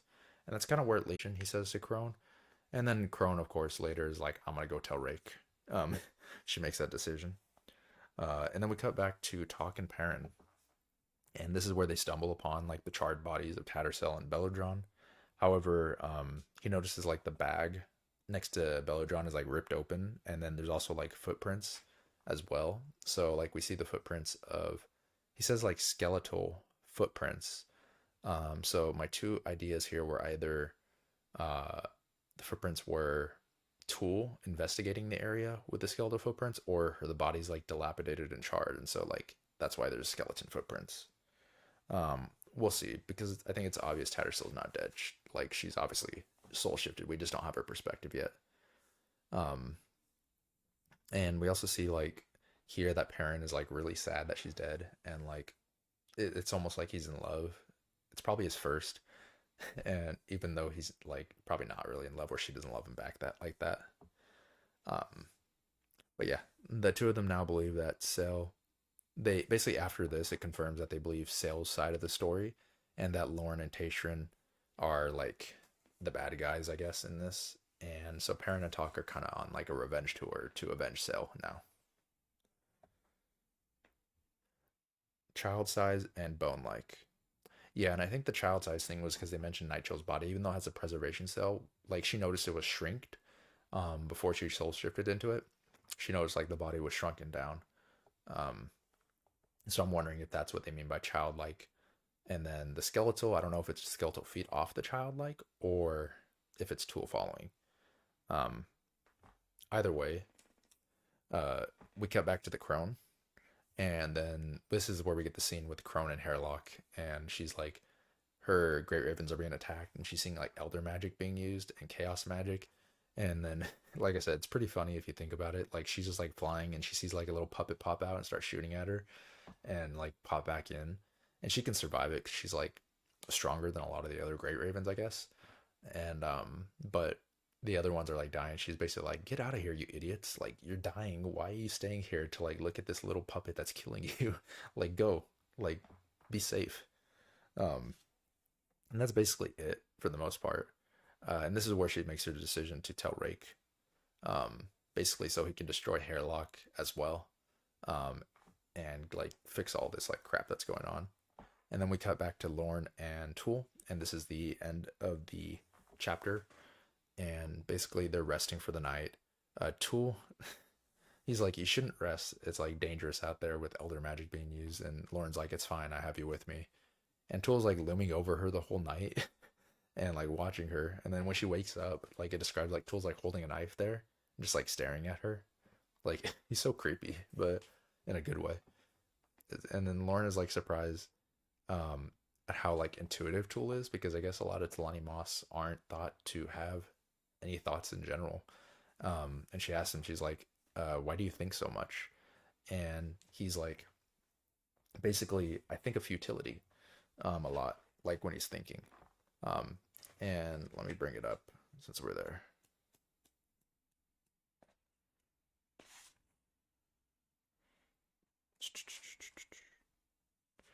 It's like, "Do all Amos think of futility?" He said, "No, few think at all. Why is that?" Amos leaned his head to one side and regarded her. "Because adjunct. It is futile."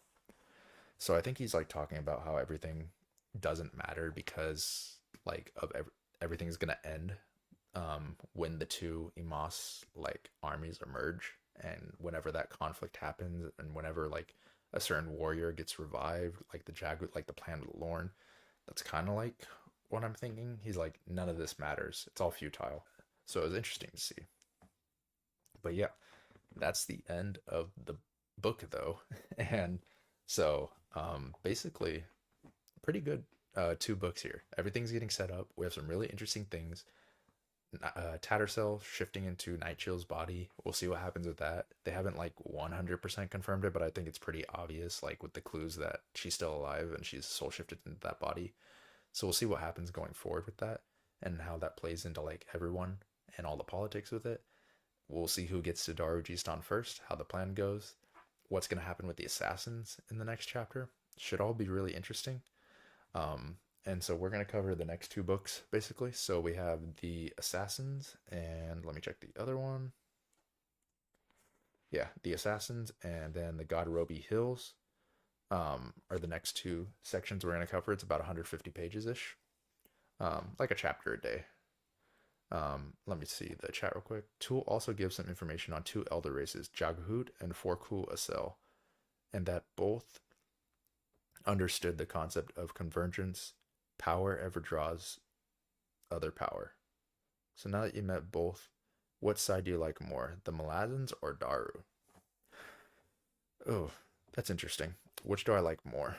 Um, at the moment, I would say like fun aspect wise, Daru side. I like what's building up there and how they have the coin and they have like their little crew, everything going on. With Malazan, I the like the intrigue of like everything going on and with like the plans converging and the two conflicts that are gonna like come together. It's tough. I would say probably the Daru team at the moment, just because I like the perspectives of the characters and I like the voice of the characters and how they're like describing everything. I felt like I was tied way more into it versus when I came back to the bridge or the Malazan crew. It was like a little tougher to me to follow along at first. I had to really like sit down in a quiet place and pay attention. Um, so I'd probably say Daru at the moment, but it's really close. They're about even. We'll see what happens like later though. At this point, I think I preferred the Malazans as individuals more, but the Daru as a group. That's a good way to put it. Yeah, I think I agree with that as well. Um, I would say, yeah, as individuals, because you have like a lot of interesting individuals. You have like Sari, Sale, um, Lauren and Tool, Talk and Parent. Like, there's a lot of good things going on there. Um, but as like a group cohesive, like the Bridge Burners, I'm not connected to yet, but the Daru group, I like how it's set up, and I'm enjoying their chemistry more than I was the Bridge Burners. So yeah, I agree with that. Just joined. Sorry, which part are you on right now in terms of talking?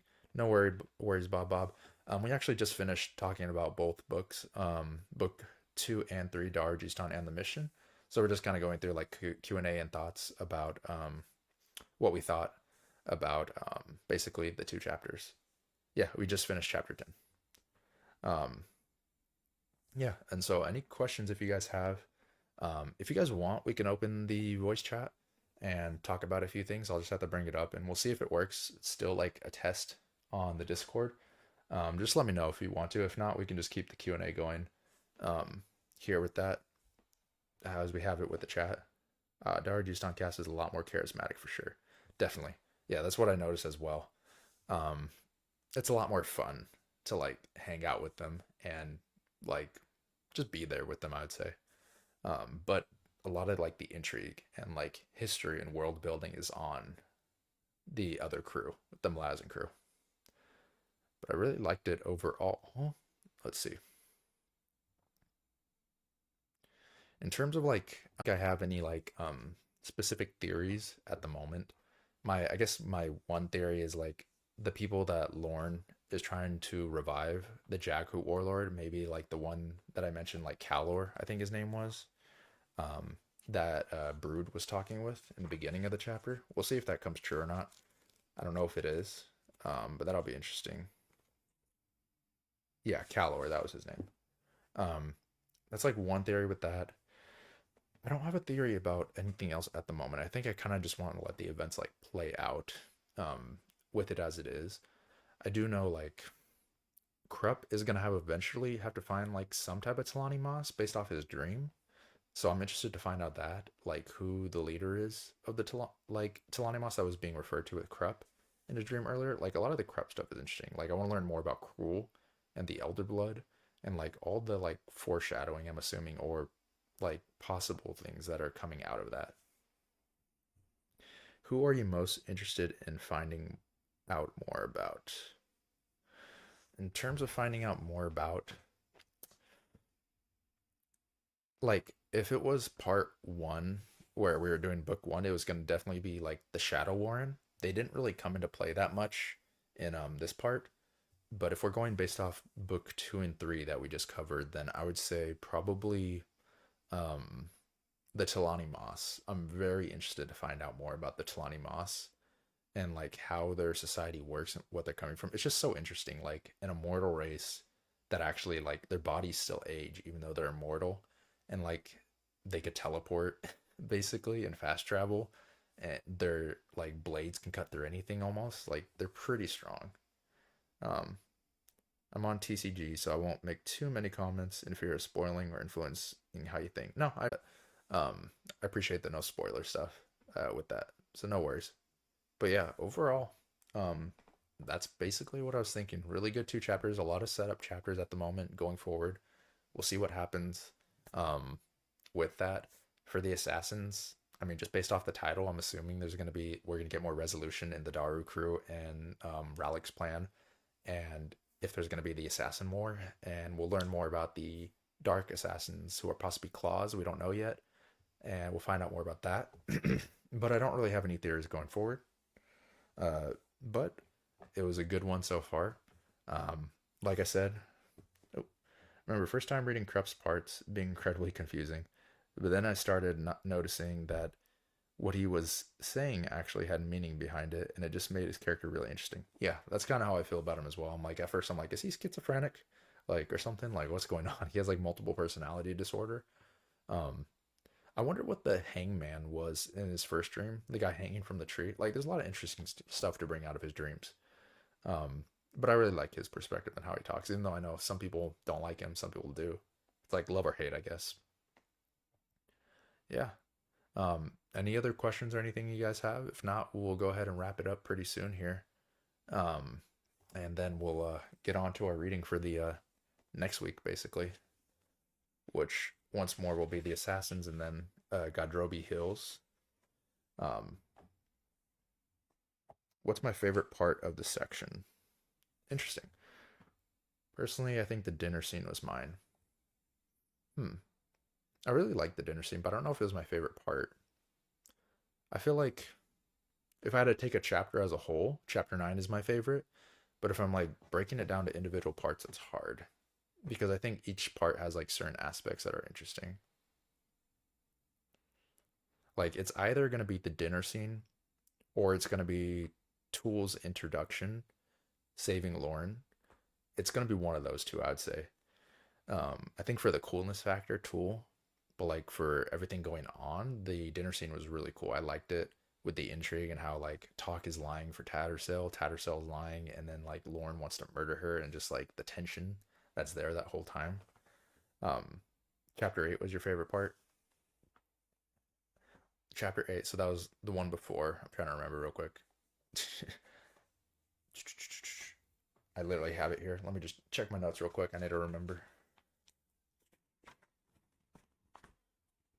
Chapter 8. Okay, that was the Moranth. And then Quick Ben.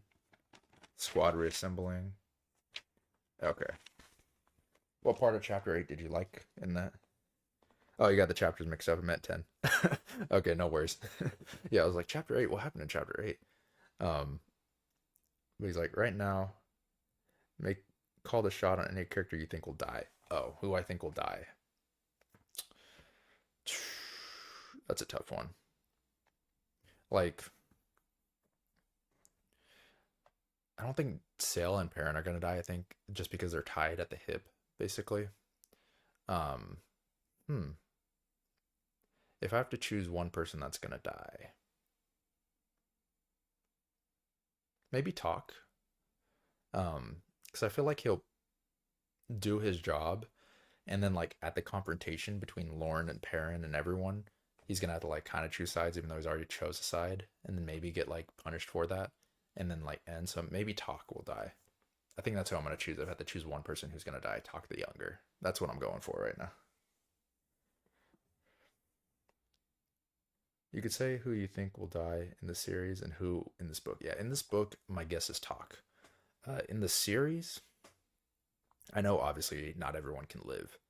Um, I think Whiskey Jack will survive for a while. That's tough. I don't know if there's enough like premonition to say who's gonna die yet, per se. Obviously, some of the bridge burners, like at least one or two of them have to die. I feel like it would have to be one of the side ones, maybe. And then I know maybe like one of the main ones for later in the series if there's like a really big hit. So maybe Whiskey Jack will die like at the end of the series, and then maybe like I'm thinking someone not Quick Ben, maybe Callum um will die. It's kind of what I'm thinking. Maybe Callum will die like beforehand. I don't really know though. That's tough.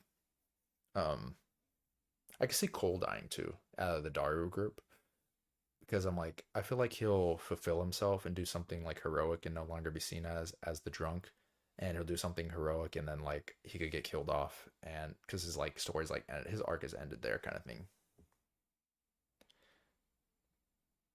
Okay, Bob said tonally Darujhistan was pretty jarring for me due to the jovial tone of it as it came. I came into Malazan thinking it was going to be super grimdark, not knowing that there is a balance there. Yeah, I think that's a common misconception with what we were discussing in the last episode and then this one. That a lot of people view Malazan as a super grimdark thing. And there's obviously dark parts in it, but it's not grimdark due to the hope and the happiness and like humor and things brought into it. Um, to be fair, Gardens of the Moon is by far the most tame Malazan book. Yeah, even in the book with the darkest tone, it still has plenty of humor. Yeah, exactly. There's moments of humor that are pretty like funny, like I mentioned, like with Tool. Um, just like being really uh literal with everything people ask him. Um, and so it'll be interesting to see like how it goes further. Obviously, there's going to be some dark stuff, but I think that's just more probably like based off the events um, with it. But I was really surprised by the humor as well, and I enjoy whenever he brings it in. Like there's some small moments every once in a while, but it's always pretty like good. Like you get some authors who try humor and it just doesn't land. But I would say for me, at least Erickson, like the things he's tried has landed for me, like with how he's done them. Um, it's like matching my humor, so it's working out so far for me. Yeah, perfect. Um, yeah, anything else you guys have for me or that you want to cover? If not, we'll go ahead and wrap it up here in the next few minutes. My camera battery is almost dead, not quite. I think it probably has like 20 minutes left in it, but I'll give it another minute here. Like I said, next week on Saturday at 8 a.m. Pacific time, 11 Eastern, we'll be covering the next two parts. I'm basically going to start reading it tonight. Um, it's basically like a chapter a night for it, if you think about it, and it will get you there like before the end of the week.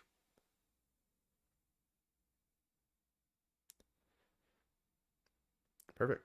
I'm not seeing anything else pop up right now. Give it a few more seconds and then we'll go ahead and call it. And I'm excited though to get to the next part of the book. Should be good. I can't wait actually. It's going to be pretty interesting. Um, and especially knowing Gardens of the Moon isn't even like the best one in like the whole series gets me excited because I'm enjoying the book pretty thoroughly at the moment. But yeah, we'll go ahead and call it right there then. Thank you all for watching though, and I'll see you guys next week. Have a good one. Bye bye. And we out.